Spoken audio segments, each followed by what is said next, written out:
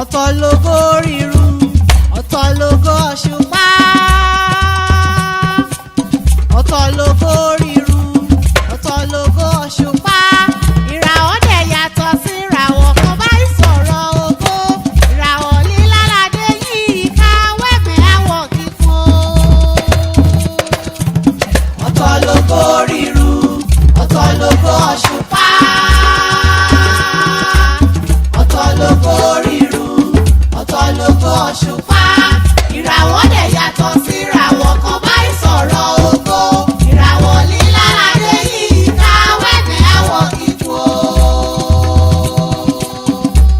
ọpẹ́ lábá ọ̀dá òní tòní Dorcas Adéyínká ọmọ lójú ọlọ́run lórí ṣe ọlọ́run níyàn án fẹ́ òwò gangan lọ́ní ọlọ́run ò pa ẹ̀sán ní kọyọ̀ pa àtọ̀dálẹ̀ ló mọ́lẹ̀ rẹ̀ ò ẹ̀mẹ̀ àwọn mi. ọ̀tọ̀ lógo ríru ọ̀tọ̀ lógo òṣùpá ọ̀tọ̀ lógo ríru ọ̀tọ̀ lógo òṣùpá ìràwọ̀ dẹ̀ yàtọ̀ sí ìràwọ̀ kan bá ìsọ̀rọ̀ ògo ìràwọ̀ líláládé yìí ká wẹ́mẹ̀ àwọ̀ kíkún. ọlọ́run ti gbà fún ọ òwe adalárìmọ̀ ṣíṣe. ọlọ́run ti gbà fún ọ òwe adalárìmọ̀ ṣíṣe. òṣèré àtẹ̀rẹ́ síwájú wẹ́mẹ̀ àrè yìí o. ọlọ́run ti gbà fún ọ òwe adalárìmọ̀ ṣíṣe. ayédè aká o ìka tí ó ṣe. ọlọ́run ti gbà fún ọ òwe adalárìmọ̀ ṣíṣe. ìrèkété mẹ́ àpò ọ̀dà àgbàrá ìfòkòtò. ọlọ́run ti gbà fún ọ òwe adalárìmọ̀ ṣíṣe. ọlọ́run ti gbà fún ọ boss lady. ọlọ́run ti gbà fún ọ òwe adalárìmọ̀ ṣíṣe. olúwa ọ̀run òun ayé òwò lòyìn àtọ́pẹ́yẹ fún káàbà àti fẹ́ ọ̀tọ̀ oníbọ̀ rẹ̀ ọ̀lẹ́sàmù ìka mọ́ pé akọlọ́run ò torí wí ó ṣeun kí àánú rẹ̀ yóò dúró títí láé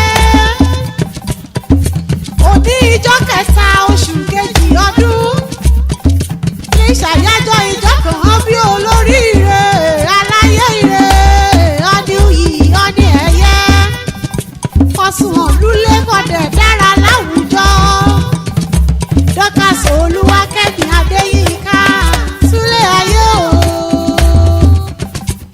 ìjọ ayọ̀ lòdì jẹ́ ò ẹ̀mẹ̀ adijọ́ ìbànújẹ́ ọ̀yà nas àdìsá olùdásílẹ̀ Dorcas Adéyínká's Empowerment Foundation aláṣẹ House of TMS blog ìjọ òbí rẹ lòdì jẹ́ ẹ̀mẹ̀ adijọ́ òbí ò lórúkọ lọ́rùn ọba mi kọ́ ọkàn bẹ́tì sí mi bí yèyá sí mi mẹ́ẹ̀dáṣẹ́ ọ̀rá mi jẹ́ omi dúpẹ́ òṣè ọlọ́run lírọ́ mi abẹ́ ikimiki ọbí ológun ẹ̀rú ikimiki ọbí olúwọ̀fà ọmọ Ayédè-Ekiti náà bí ọbí bàbá rẹ̀ Dorcas Olúwakẹ́mi Adéyínká ààrẹ yèyé táyé ṣe ọ̀fọ̀ owó dé ọ̀tà land ọ̀tún yèyé oge ọ̀fọ̀ gùdù land àákí ọ̀dẹ́lẹ̀ o.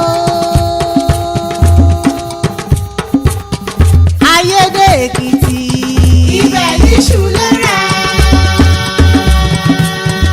Ayédè-Ekiti ibẹ̀ níṣu lérè.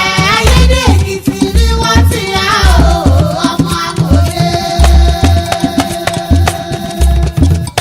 Onílọ̀dúnrà jọ̀wọ́. Onílọ̀dúnrà jàre. Dorcas Olúwakẹ́mi. Onílọ̀dúnrà jàre. Onílọ̀dúnrà ti ká. Onílọ̀dúnrà jàre. Ọmọ arẹ́jì ti nǹkan oyin. Onílọ̀dúnrà jàre. Àṣeyí ṣàmọ́dún. Onílọ̀dúnrà jàre. Ọmọ olóṣè ọmọ arẹmọ odò òyì ọmọ arẹmọ bẹ́ẹ̀ o ọ̀rẹ́ jìjì nǹkan oyin ọmọ olúlé ọ̀hún mú kéré ibù